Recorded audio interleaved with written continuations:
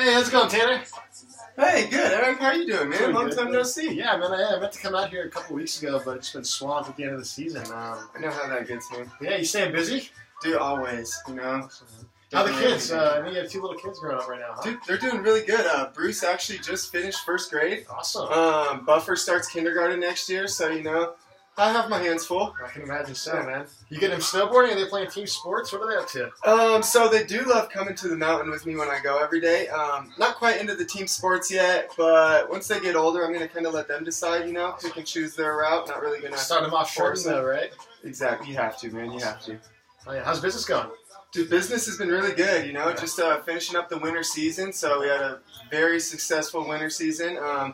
Kind of flipping the store, getting it ready for springtime now, getting all the camping stuff out and everything. So that's why I stopped by here today. I was hoping to show you our latest product that we've been working on this season. You interested in checking it out? Yeah, absolutely, man. Cool, man. You mind if we grab it in the car? I'll be right back. Yeah, absolutely. Cool. All right. So this here is our Never Summer HD Proto. And the reason why we call it the Proto is because it is our prototype that we're working on for this coming season. Okay.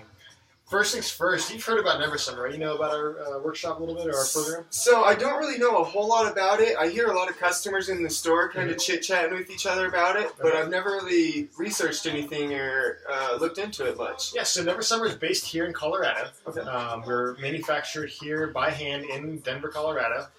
All of our boards are manufactured in-house.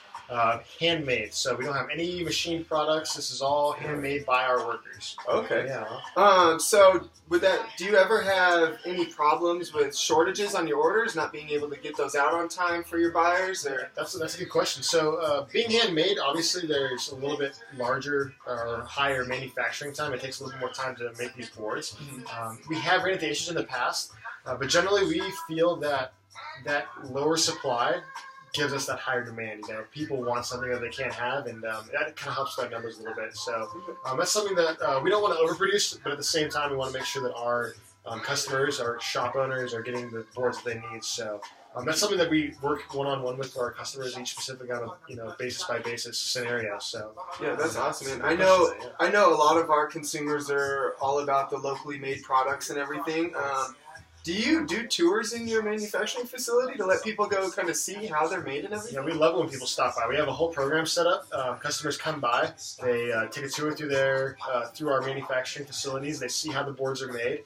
It's a great selling point. It's something that customers, they see the manufacturing process and like, wow, I'm sold. So you should come by. Next time you're in Denver, we'd love to have you and kind of give you the executive tour. Yeah, I would love to do that, man. One thing I noticed was you kind of have kind of grippier top sheet than most of the boards we sell in our store. So the standard slick top sheet, the graphics that are with the average snowboard, we wanted to sway away from that a little bit. So we decided to go with the carbon fiber top sheet this year.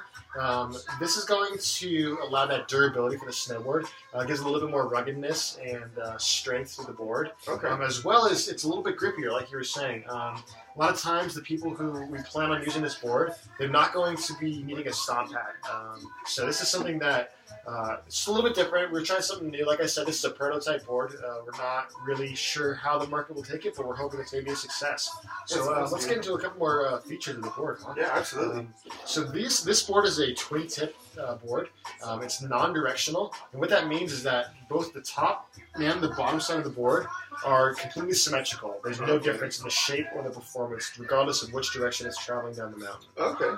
So this is going to allow the snowboarder who's using this board, they're going to be able to evolve into newer tricks, more advanced tricks, going from switch to regular and then back to regular or to switch again. So this just gives the customer or the rider more ability with their tricks and a little bit more versatility in their tricks. Okay. Definitely something appealing to park riders. Is that something you can see, being a selling point in your store? Yeah, so is this board only for park riders? I mean, it's not the directional board like you used to see the big mountain riders riding and everything. It's got the twin tip technology. Mm-hmm. But does it only appeal to park riders, or That's a good question. Yeah. All mountain riders ride this as well? So when we designed this board, we wanted to fit right in the middle. We didn't want it to be a park board. We didn't want it to be a steep, high terrain type of snowboard. So this is a 5 of 10 on the flex rating. It's not quite our softest board that we offer. It's not quite our stiffest board that we offer. It falls right in the middle. Yeah. Awesome. So there's park riders that are going into the park. They'll have that softness that they want and they desire going through, park and pipe, and then also that stiffness that those all mountain riders are looking for with going down groomers, going fast down variable terrain. This board is going to be perfect for either demographic of riding. Okay, awesome. I noticed a little bit just looking at it. It's got kind of a little wonky shape to it here. It's not a regular camber or a reverse. Like, what do you got going on here? So this is actually a newer technology that we're trying out this year. This is a rocker camber technology. Okay. What that's going to do is it's going to, for one, give the snowboarder a more surfy feel to it. A lot more kind of traditional surfy, wompy feel to it, like you were saying. Okay. On top of that, it's going to give it enhanced pop on ollie tricks. Wow. So with an ollie, the rider's going to notice a little bit more pop and a little bit stiffer recovery on that ollie. And on top of that, with that kind of bacon almost shape that we have there, that really kind of wavy looking shape, when you have your weight on the back of the board, what it does is it's going to lift the upper profile of the board off the snow, prevent hang-ups on kind of icy conditions, and on top of that, just give a little bit more control when you're riding in the back seat and powder and things like that. So you're not going to really have to get it back there. It's kind of going to do it for you. Exactly. That's awesome, man. The next thing I wanted to show you with this board is our new one-tick technology that we're implementing with this board. Okay. You mind if I use one of your other boards as comparison? No, absolutely. Cool. Feel free, man. Yeah. So this is a high society deck. This features the traditional curvature of the tip and tail. Oh, yeah. And as you can see, see those aggressive cuts that we have right there? So with these aggressive cuts, it just reduces the weight at the ends of the snowboard. This is going to give our rider the ability to bring around spin rotations a little bit faster. Less weight at the ends of the boards means faster rotations, and just lower profile altogether. Obviously, we don't want to have a lot of drag when we're snowboarding and things like that, so these different types of shapes of the tips are going to help with that. And it just looks cool. It's visually appealing as well. It really does. I really do like the blend tip and tail. But yeah, man, is this something you could possibly see carrying in the future season in your snowboard shop? I really think I could, man, but, our shop here, it's not a very huge shop or anything. What retail do these usually sell for? Yeah, so this board retails for we're planning on it retailing at $530.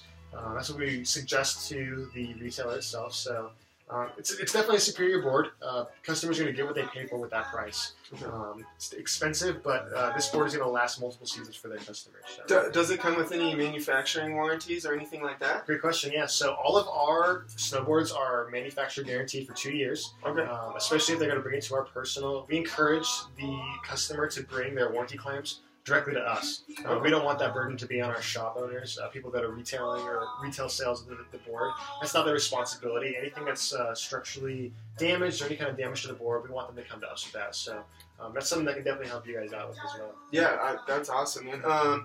So retail $530. What do they go for wholesale? Generally, what would I be paying? Absolutely, good question. So generally with our snowboards, we try and get our wholesale price down to about 40% of the retail price. Okay. We haven't done a full production of these yet. Like I said, this is just a prototype that we wanted to kind of bring awareness to the shop owners here in Colorado and the local areas.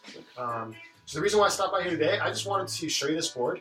I actually would like you to hang on to it if you'd like to. Really? Put it in your shop, get the customers stoked on it, have your salespeople take a look at it, get to know the board a little bit.